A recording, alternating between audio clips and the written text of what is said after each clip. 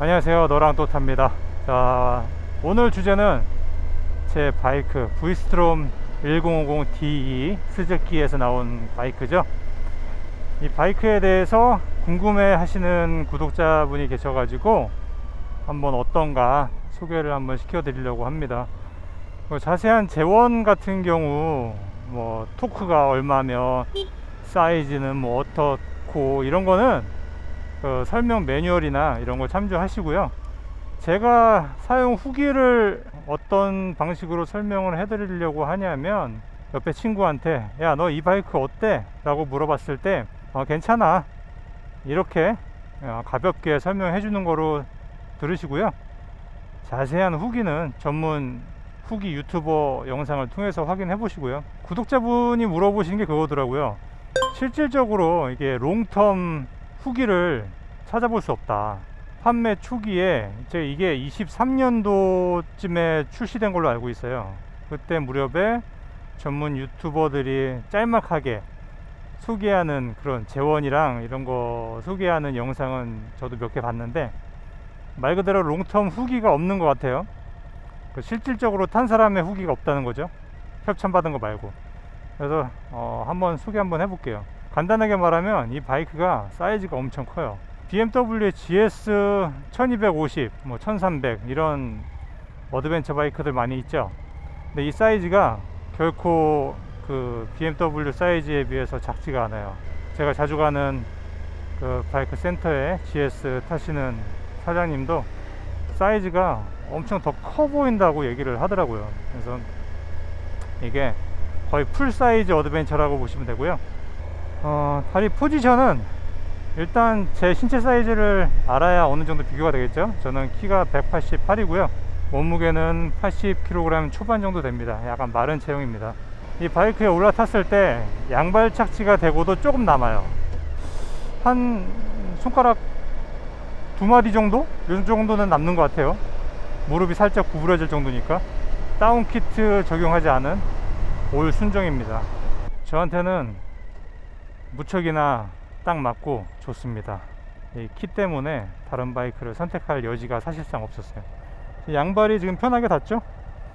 양발 닿은 상태에서도 살짝 무릎을 필 수 있을 정도로 아주 편한 사이즈입니다.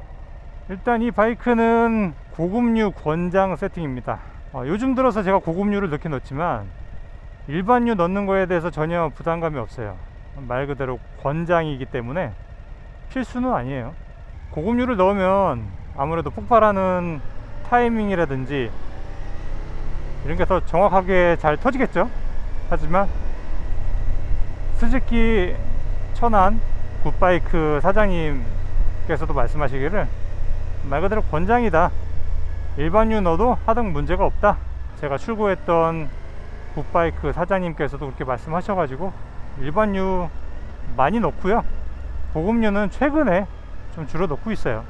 일반류를 넣고 RPM을 확 올리면서 급가속을 할 때는 노킹 현상이 일어나긴 일어나요.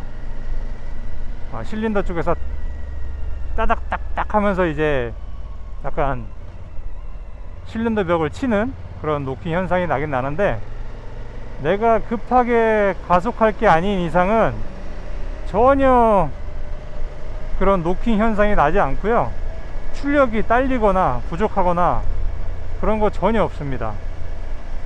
이게 1050cc잖아요 그래서 출력에는 거의 목마름이 없어요.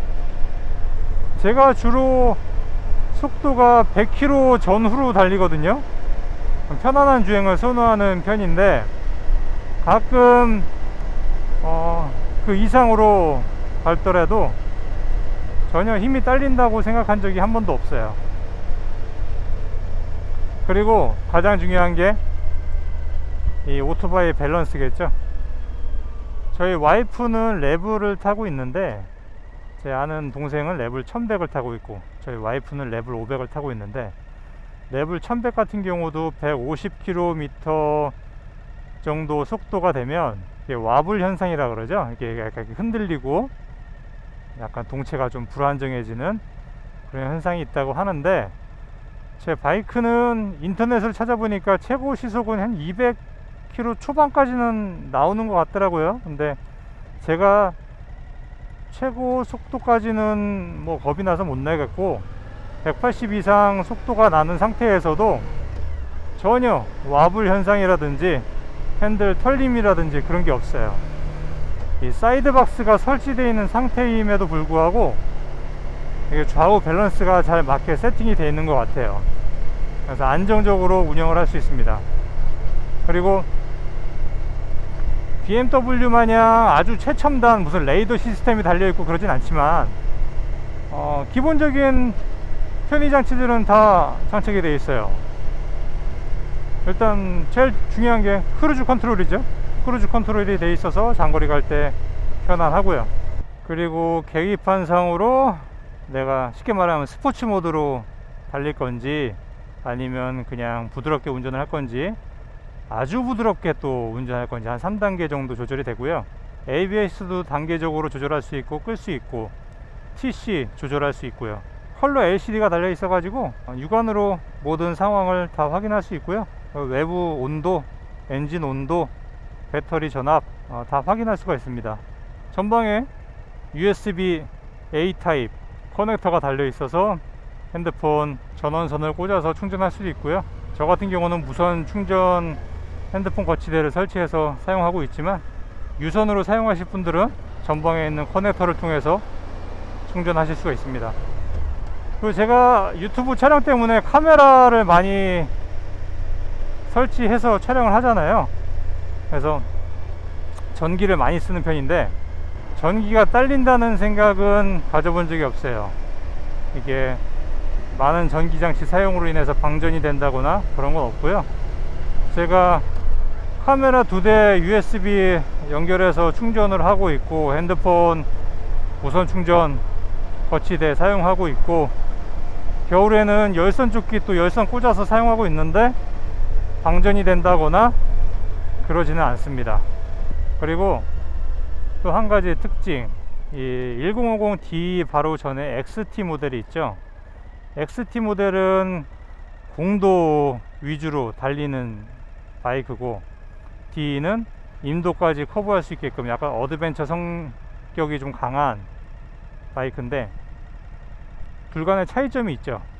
일단 첫 번째, 윈드스크린이 XT 모델은 높이 조절이 가능하게 레버식으로 되어 있어요. 앞에 조절이 가능해요, 높낮이가.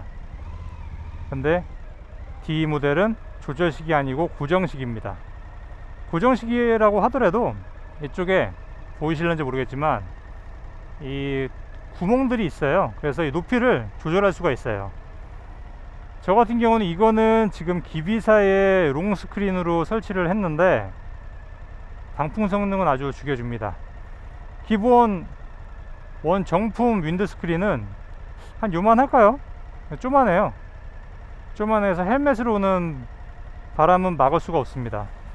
이게 어드벤처 위주의 바이크이기 때문에 스크린이 높으면 임도를 탈 때 이게 목에 걸린다거나 이게 장애물이 될 수가 있죠, 윈드스크린이. 그래서 짧은 정품 쇼트 스크린이 달려서 나오는데, 저는 사실은 임도를 탈 일이 거의 없고 공도 위주로 달리기 때문에 롱 스크린으로 변경한 거고요. 아주 만족하게 쓰고 있습니다. 그리고 XT 모델 같은 경우는 앞뒤 타이어가 캐스트 휠에 장착되어 있는 튜브리스 타이어예요. 튜브가 없는 타이어죠. 근데 제 거는 약간 변종입니다. 앞 타이어만 튜브 타입이고요, 뒤 타이어는 튜브리스입니다. 그리고 XT 모델 같은 경우는 퀵시프트가 없어서 기어 변속을 할 때 레버 매칭을 사용하든지 아니면 클러치를 사용해서 변속을 해야 되지만, 제 거는 퀵시프트가 장착이 되어 있어서 3단부터 클러치 사용 없이 변속을 할 수 있습니다. 기어 변속 같은 경우도 따박따박 잘 들어가는 편이에요. 중립 같은 경우도 N단도 잘 들어가고요. N단이 미스된다거나 다른 기어가 들어간다거나 그런 경우는 거의 없고요. 아주 또박또박 잘 들어갑니다.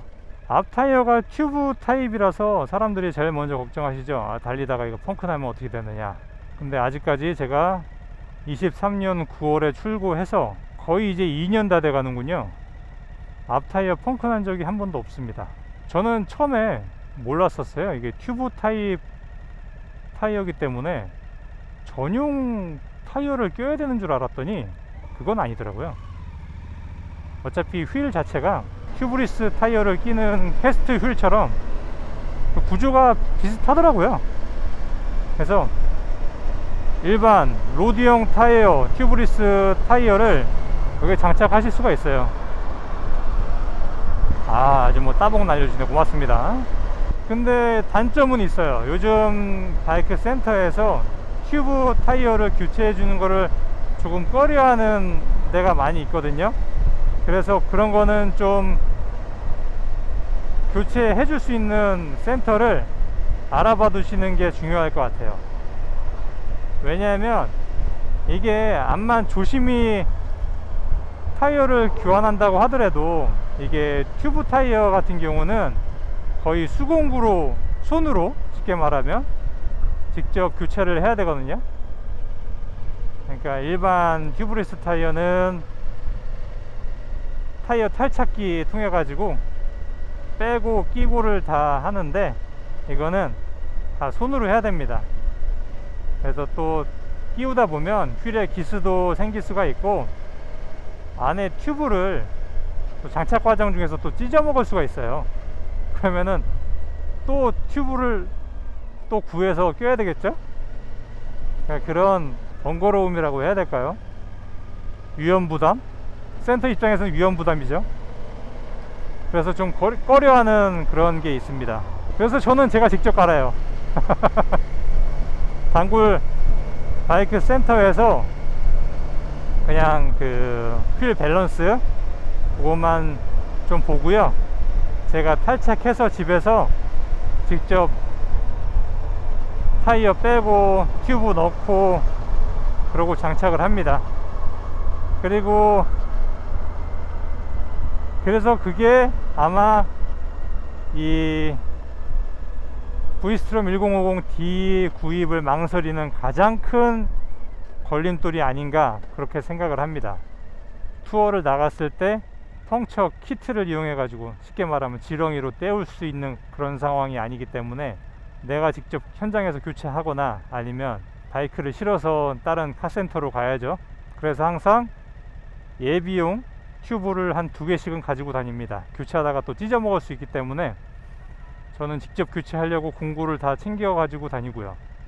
그리고 이 바이크는 일단 언더커버가 정품으로 달려져 나오고요. 이 부속물들을 한번 좀 소개시켜 봐 드릴게요. 자, 이 사이드 박스가 저는 정품을 달았어요. 정품이 이게 되게 비싸요. 브라켓이랑 탑박스, 사이드 박스 이렇게 총 3박스 세트, 풀 세트로 하면 이것도 한 300만원 이상 하는 것 같아요. 제가 출고했을 때보다 또 가격이 또 올라가지고 아마 3,400만원은 들지 않나 그렇게 생각이 듭니다. 근데 그만큼 사이드 박스가 퀄리티가 정말 괜찮아요. 일반 스쿠터에 많이 장착하고 다니는 그 배달 박스들 있죠, 알루미늄 탑 박스들, 그런 거 보면 되게 얇거든요. 근데 이거는 통 알루미늄으로 되어 있어 가지고 이게 되게 두껍게 되어 있습니다. 튼튼해요. 정품 사이드 박스의 단점이 2가지가 있습니다. 하나는 이게 은색 무광이에요. 무광인데 여기에 마찰이 생기게 되면 검게 변색이 됩니다. 그러니까 내부에 보면 이너 커버를 사용하지 않고 물건을 제가 넣었기 때문에 안에서 덜그덕거릴 거 아니에요. 그러면 그 안에 마찰이 생겨가지고 검게 약간 끄을린 거 마냥 이렇게 변색이 되어 있습니다. 외부에 세차할 때도 고압 세척기로 한 곳을 집중적으로 가까이에서 쏘게 되면 약간 색이 어둡게 변색이 돼요. 그게 싫으면 PPF 필름 붙이셔야 되고요. 그리고 이게 안전장치 때문에 그런지 모르겠지만 사이드박스 열쇠를 이용해서 케이스를 열잖아요. 열면 열린 상태에서는 키가 빠지지 않아요.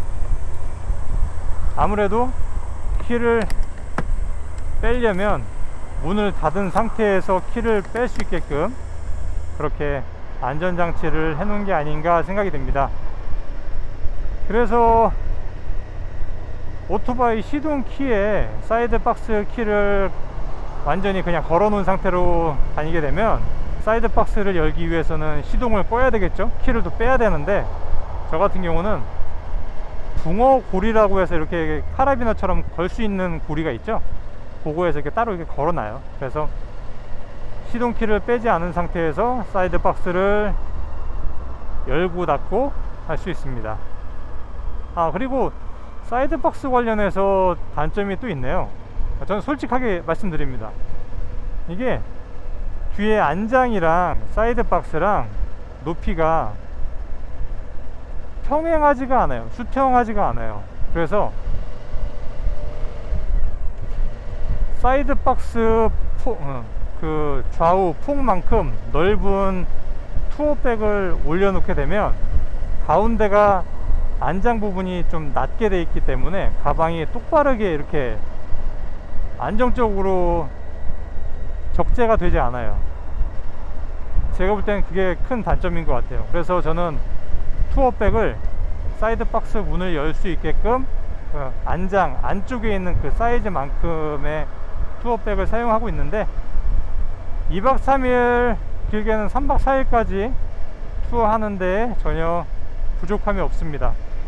근데 모토 캠핑을 하시거나 적재를 많이 해야 된다고 하시는 분들은 안장에 그 낮은 만큼의 매트를 놓는다거나 적재를 그렇게 하는 방법을 사용해야 될 것 같아요.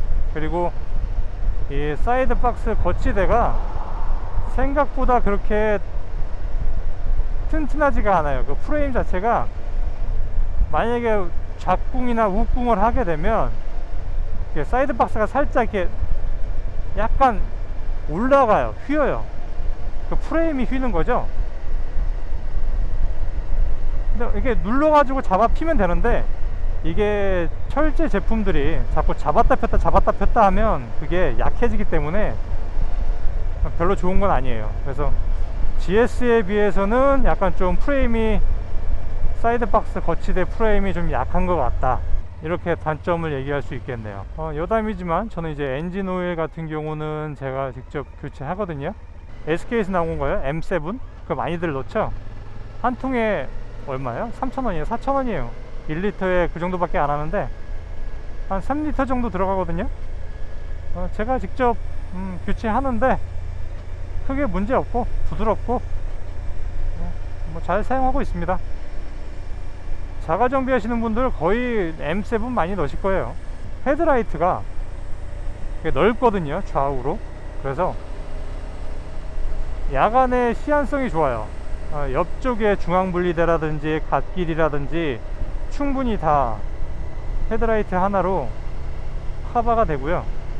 예전에 스쿠터에 탈리스만 안개등까지 장착해서 사용했었는데 그거보다 오히려 더 나은 것 같아요. 그래서 제가 안개등을 설치할까 말까 고민 중인데, 설치하게 되면 단순히 그냥 드레스업 정도 목적으로 달지 않을까 이렇게 생각합니다. 주행 중에는 안개등이 없다고 해서 전혀 불편하거나 그런 게 전혀 없습니다. 이게 또 헤드라이트가 밝아가지고 각도가 제가 따로 조정을 한 건 아닌데 정품 상태에서 약간 각도가 조사각이 좀 높이 돼 있나 봐요. 그래서 밤에 주행하다 보면 맞은편에 자동차들이 꼭 쌍라이트를 켜면서 위협하더라고요. 약간 제가 좀 낮추든지 해야 될 것 같아요. 제가 일부러 높인 게 아니에요. 제가 손댄 게 하나도 없습니다. 그리고 뭐가 있을까요? 바이크 밸런스 얘기를 아까 전에 했었는데, 이게 무게중심이 좀 높은 것 같아요. 약간 높아서 이게 무게도 만만치 않거든요. 이게 300kg 가까이 아마 될 거예요. 근데 사이드 박스 달고 사이드 박스 안에 기본적인 뭐 공구라든지 기본적인 짐을 실은 상태에서는 제가 볼 때는 한 320kg 정도 되지 않을까 그렇게 생각이 됩니다. 그래서 이게 넘어지면 짐이 실린 이 사이드 박스 달린 상태에서 혼자 일으키기에는 좀 버거운 감이 있어요. 그리고 바이크가 무거운 탓도 있지만 제가 볼 때는 메인 스탠드 위치가 앞뒤 그 밸런스 조금 이렇게 방향을 잘 맞춰서 만들었으면 쉽게 올릴 수 있지 않을까 생각이 드는데, 이게 혼자 바이크를 메인 스탠드로 올리기가 되게 버거워요. 제가 몸무게가 82kg 정도 되는데 살이 1kg만 빠져도 올리는데 버겁습니다. 이게 또 요령이 있어요. 이게 쇼바의 힘을 이용해서 탄력을 받아 가지고 올리면 올릴 수 있는데, 이게 일반적인 다른 바이크들 올리듯이 금방 올릴 수가 없어요. 이거는 제가 요령이 없어서 못 올리는 게 아니고, 저는 올릴 수 있다니까요. 요령이 필요하면 혼자 올릴 수 있는데 원체 올리기 어려운 바이크입니다. 이게 무거워서. 스즈키 센터에 초회 점검을 갔을 때도 이게 메인 스탠드 올릴 때 옆에서 거들어 달라고 해요. 제가 자주 가는 바이크 정비 센터를 가도 같이 들어 올리고요. 그만큼 이게 무겁다는 거죠. 이 바이크의 단점 하나가 있네요. 이게 여자들은 신체 구조상 장거리 라이딩을 해도 크게 불편하거나 이런 게 없는데, 남자들은 신체 구조상 그 아래 낭심이 있잖아요. 그래서 계속 이제 눌린 상태에서 장거리 라이딩을 하면 좀 불편한 감이 있어요. 그래서 저는 이제 이게 미들 스텝이다 보니까 약간 다리를 뻗고 싶을 때가 있잖아요. 그래서 하이웨이 패거를 달았는데 엔진 가드 부분이 이렇게 약간 세모 모양으로 되어 있어서 엔진 가드에다가 하이웨이 패거를 달기가 상당히 까다로워요. 맞는 거를 찾기가 어려워요. 그래서 약간의 개조가 필요하고요. 만약에 할리나 다른 투어 바이크들 보면은 엔진 가드가 거의 이렇게 똑바르잖아요. 그래서 그런 데는 그냥 달아가지고 딱 기역자로 일자로 이렇게 펴서 달면 되는데, 이게 아까 말했듯이 세모 모양이기 때문에 달면 이렇게 삐뚤어요. 그래서 발을 올리면 이렇게 올릴 수밖에 없어요. 그래서 이렇게 펼 수 있는 개조가 필요합니다. 엔진 가드를 건드릴 건 아니고 하이웨이 패그를 살짝 손을 보셔가지고 요령껏 장착이 필요합니다. 오프로드 주행을 염두에서 제작을 했기 때문에 이 전 모델 XT 모델보다 이 쇼바가 길어요. 길고 차체 높이도 그만큼 높고요. 그래서 웬만한 방지턱이라든지 포트홀 이런 거는 밟고 넘어가도 크게 주행에 불안정하거나 위험하거나 그런 건 없어요. 그리고 일단은 이 앞쪽에 바가 하나가 설치되어 있기 때문에 여기에 뭐 핸드폰 거치대라든지 뭐 이런 거 설치할 수가 있어요. 그리고 엔진 가드 얘기를 해서 그런데 이 엔진 가드가 이 연료 탱크 있는데 위에까지 이렇게 달려 있진 않아요. 이 밑에 부분에만 달려 있는데 위에 거는 제가 알리익스프레스에서 구매해 가지고 직접 설치를 했는데 이거는 필수인 것 같아요. 옆에 제가 보조 가방 하나씩 달았잖아요. 이 가방이 제궁을 했을 때 연료 탱크를 당연히 보호해 주는 것도 있지만 이 핸들 바 엔드라든지 사이드 미러 이런 걸 다 보호해 줄 수가 있어요. 이게 넘어져도 핸들이 확 돌아가면서 이 보조백으로 인해 가지고 이 바 엔드 부분이 닿지가 않아요. 그래서 수리비를 절약해 줄 수 있습니다. 그리고 핸들 간의 거리는 어떠냐, 사람마다 다르겠지만 저는 약간 팔이 긴 편이에요. 그리고 저는 허리를 곧게 펴고 정자세로 주행하는 거를 좋아하거든요.